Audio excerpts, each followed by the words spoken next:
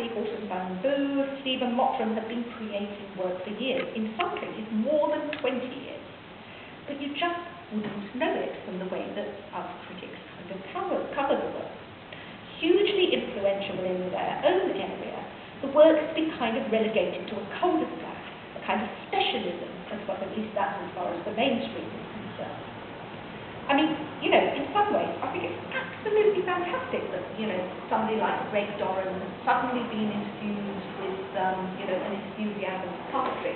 But having said that, after that first little rush of Venus and Adonis and then A Midsummer Night's Dream that kind of followed the new puppetry, kind of haven't seen huge amounts of evidence since that the RSC has kind of embraced puppetry in any way.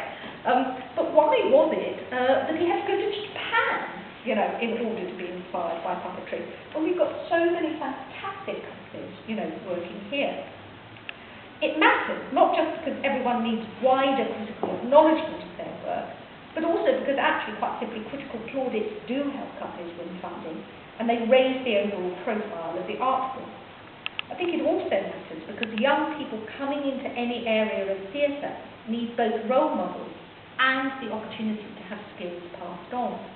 Otherwise, each generation must begin from scratch. I recall really strongly a conversation with Pete Brooks from Impact Theatre, that I've had with him a few years after Impact had closed down. You know, it was killed by funding, really. And I remember him telling me rather wearily about how often he found himself, you know, standing in rehearsal rooms with young companies, watching them reinvent something that he and Impact had done just a few years or